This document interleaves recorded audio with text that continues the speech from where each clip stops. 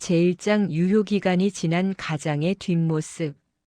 여러분은 기억하시나요?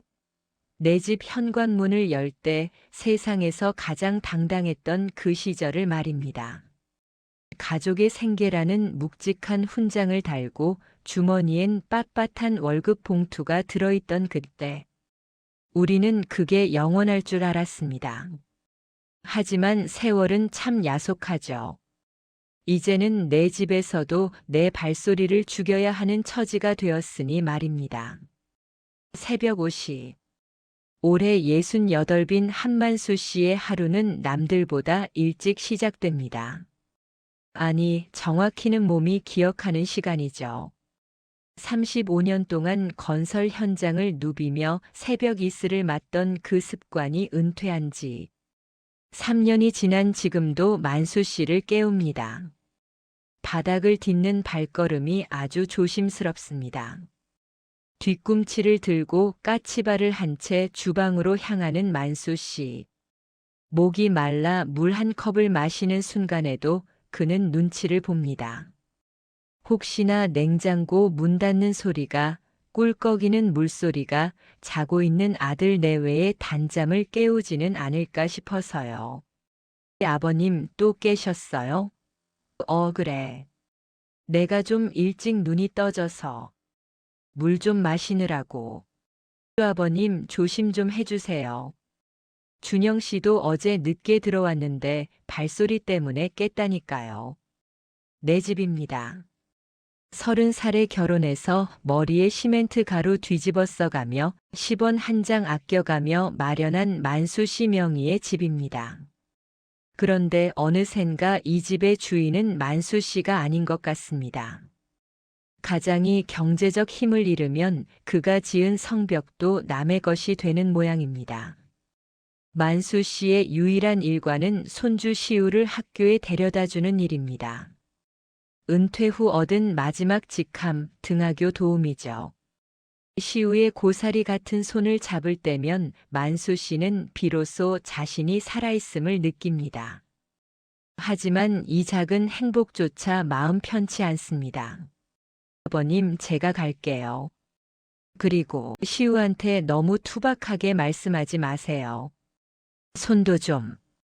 거칠어서 애 살갗 빨개진 것 좀 보세요. 은주가 시우를 데리고 멀어집니다. 만수 씨는 멍하니 자신의 손을 내려다봅니다. 굳은 살이 박이고 갈라진 한 집안을 일으켜 세운 그 영광스러운 손이 이제는 아이에게 해가 되는 부끄러운 손이 되었습니다. 사회적 역할이 사라진 자리에는 고독이라는 불청객이 들어앉았죠. 예전엔 현장을 호령하던 소장이었지만 지금은 며느리의 눈치를 보며 화장실, 물 내리는 소리까지 조절해야 하는 이방인일 뿐입니다. 번듯한 아파트 한 채 남겼으니 성공한 인생이라 믿었습니다. 그런데 왜 이 꽃길이 가시밭길처럼 느껴지는 걸까요? 그날 오후 만수 씨는 보지 말았어야 할 것을 보고 맙니다. 며느리의 수첩에 적힌 가족여행 계획표. 그 어디에도 한만수라는 이름 석자는 없었습니다. 가장으로서의 유효기간이 끝났다는 선고. 그리고 이어지는 아들 내외의 차가운 목소리. 만수 씨는 비로소 깨닫습니다. 자신이 지은 이 따뜻한 지붕 아래 자신을 위한 방은 더 이상 존재하지 않는다는 사실을 말입니다. 제2장 예고 없이 바뀐 현관 비밀번호. 가장 서러운 게 뭔지 아십니까? 몸 아픈 것보다 내가 돌아갈 곳이 없다는 걸 깨닫는 순간입니다. 평생 남의 집 지어주며 살아온 노병에게 내 집 문턱이 세상에서 제일 높은 벽이 될 줄 누가 알았겠습니까? 오늘 만수 씨의 세상이 조금씩 무너지기 시작합니다. 만수 씨는 오늘 병원에서 재검 통보를 받았습니다. 정밀 검사 필요. 그 차가운 네 글자가 돋보기 너머로 번져 보입니다. 영하의 추위에도 한바집 밥 한 그릇에 버티던 강철 같던 몸이었는데 이제는 예고도 없이 여기저기 비명을 지릅니다. 덜컥 겁이 납니다. 누구라도 붙잡고 무섭다 말하고 싶은 심정으로 만수 씨는 서둘러 집으로 향합니다. 평소처럼 비밀번호를 누릅니다. 그런데 들려오는 건 경쾌한 개방음이 아니라 기계적인 경고음입니다. 당황한 손가락이 떨립니다. 다시 한번 천천히 눌러봅니다. 결과는 같습니다. 만수 씨는 현관문 앞에 망연자실하게 서 있습니다. 은주야, 나다. 문번호가 안 눌리는구나. 기계가 고장난 모양이야. 아버님. 그거 제가 바꿨어요. 보안 때문에 바꾸라고 하더라고요. 준영 씨한테 말해두라고 했는데.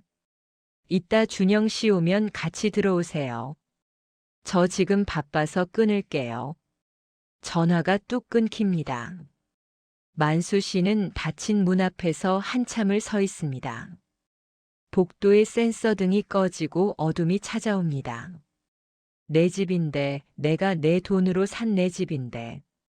비밀번호 하나 물어보는 게 국어라는 기분이 듭니다. 우여곡절 끝에 들어온 집. 저녁 식탁의 공기는 밖보다 더 시립니다. 아들 내외는 만수 씨를 투명인간 취급하며 자기들끼리 대화를 나눕니다.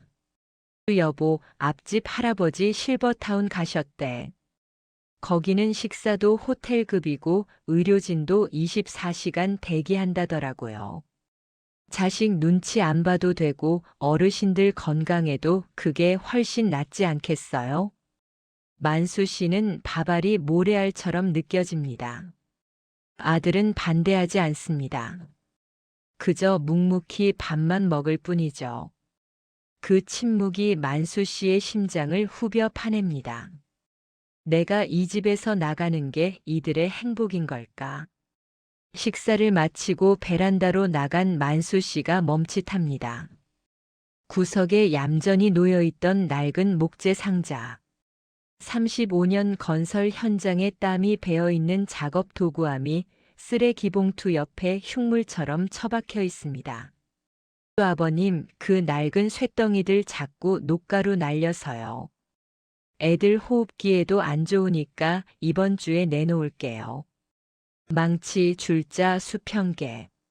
만수 씨에게는 가족의 생계를 지켜준 훈장이지만 며느리에게는 그저 버려야 할 지저분한 쓰레기일 뿐입니다. 만수 씨는 도구함 손잡이를 꽉 쥡니다. 손마디가 하얗게 질립니다. 비밀번호가 바뀐 현관문, 실버타운을 운운하는 자식들, 그리고 쓰레기 취급받는 자신의 인생. 만수 씨의 가슴 깊은 곳에서 뜨거운 무언가가 울컥 치밀어 오릅니다. 이건 서운함이 아닙니다. 평생을 바쳐 지어온 성벽이 사실은 모래성이었다는 걸 깨달은 자의 처절한 분노입니다. 그래. 내 유통기한이 여기까지라는 거냐? 만수 씨의 눈빛이 달라집니다. 슬픔이 지나간 자리에 차가운 결기가 서립니다. 노병의 반격은 이제부터 시작입니다. 제3장 마지막 밥상, 그리고 비워진 방. 여러분, 혹시 아십니까? 가장 잔인한 이별은 등을 돌리고 떠날 때가 아니라 같은 지붕 아래서 나를 없는 사람 취급할 때라는 것을요. 평생 가족이라는 성벽을 쌓아 올린 노병에게 돌아온 건 그 성벽 밖으로 밀려나는 허망한 퇴장이었습니다.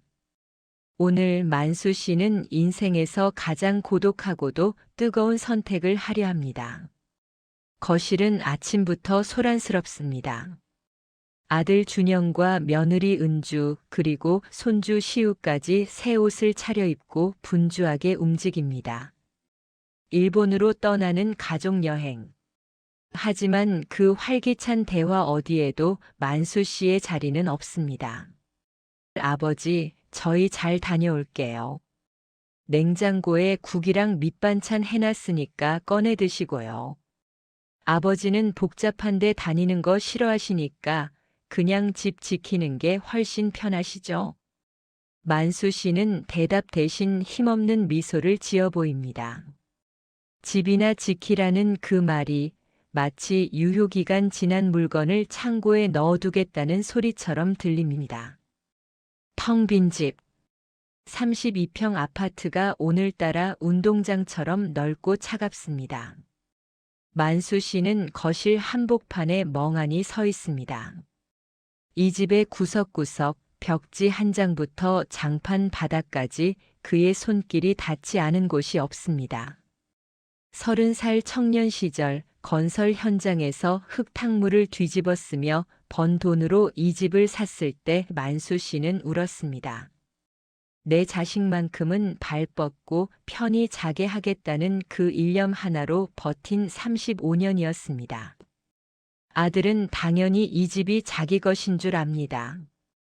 아버지가 늙으면 물려받을 당연한 권리라고 생각하죠. 하지만 만수 씨는 이제야 깨닫습니다.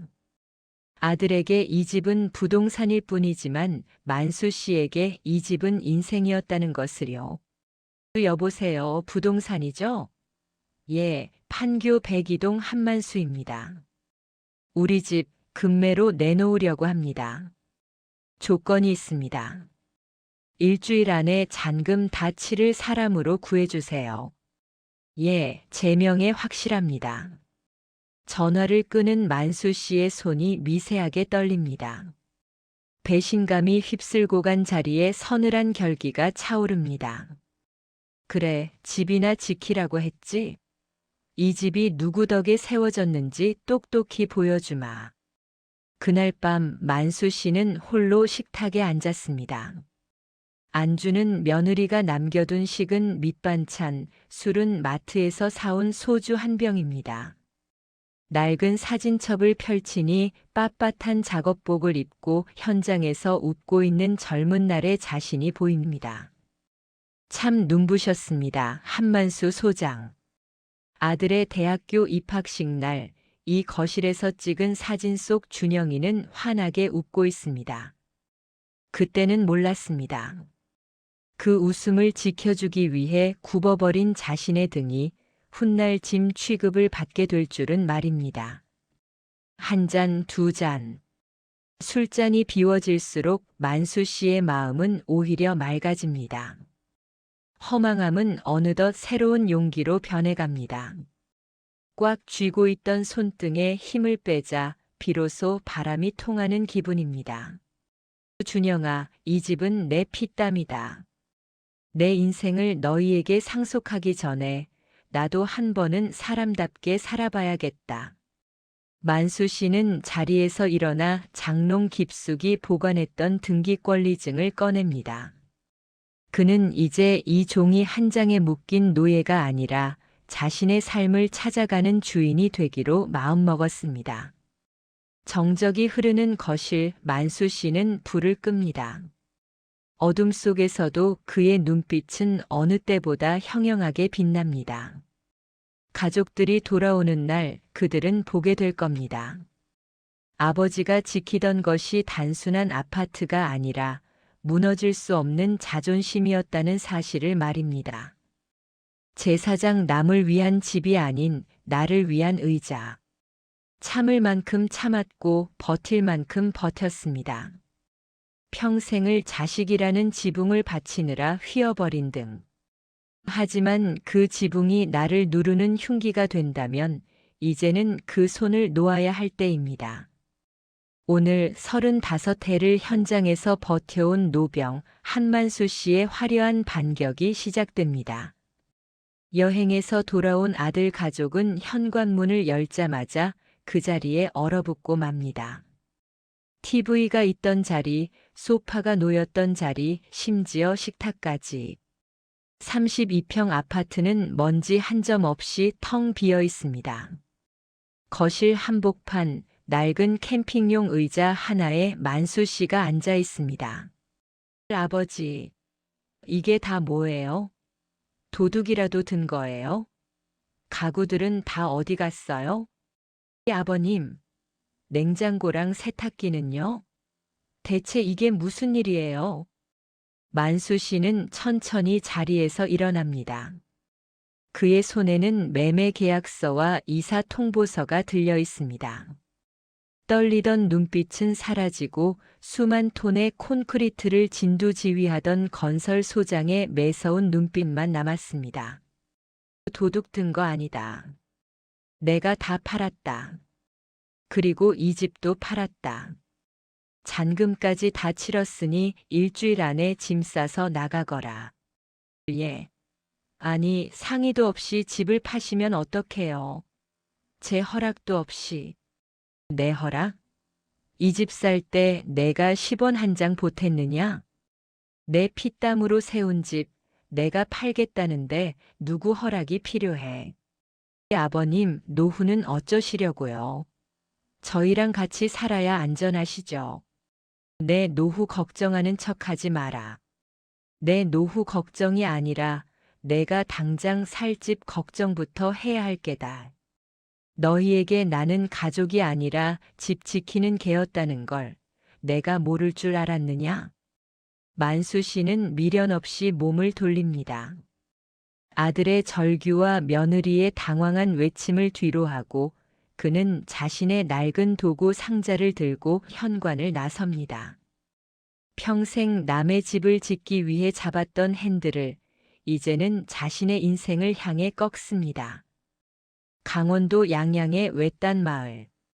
만수 씨는 폐가나 다름없는 낡은 단독주택을 샀습니다. 누군가에겐 쓰레기 더미였겠지만 만수 소장의 눈에는 최고의 자재들이 보입니다. 만수 씨의 손이 다시 분주해집니다. 썩은 석가래를 걷어내고 볕이 잘 드는 창을 새로 냅니다. 며느리 눈치 보느라 까치발로 걷던 판교 아파트와는 다릅니다. 여기선 망치질 소리도 거친 숨소리도 모두 만수 씨의 음악이 됩니다. 신기한 일이죠. 병원에서 재검을 받으라던 그 묵직한 통증이 거짓말처럼 사라졌습니다.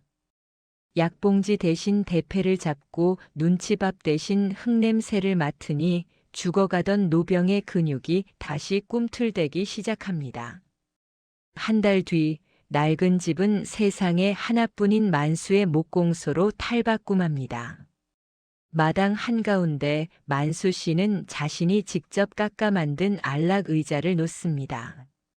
누군가를 대접하기 위한 의자가 아닙니다. 오직 한만수 자신을 위한 첫 번째 의자입니다. 남을 위한 집을 짓느라 정작 쉴 곳 없던 남자가 인생의 끝자락에서야 비로소 자신만의 방을 찾았습니다. 구분 등 위로 쏟아지는 양양의 햇살은 판교의 거실 조명보다 훨씬 따뜻했습니다. 이제 만수 씨는 누구의 아버지도 누군가의 시아버지도 아닌 목수 한만수로 다시 태어났습니다. 제오장 진정한 퇴근, 오늘의 차 한 잔. 인생의 진짜 맛은 화려한 성찬이 아니라 내 마음 편히 내려놓고 마시는 차 한 잔에 있다는 걸. 우리는 왜 이토록 늦게 깨닫게 되는 걸까요? 평생을 누군가의 아버지로, 누군가의 남편으로만 살았던 한 남자가 이제야 온전한 자신으로 돌아왔습니다. 오늘 한만수 씨의 가장 찬란한 황혼이 시작됩니다. 양양 바닷가에 자리를 잡은 지도 어느덧 반년.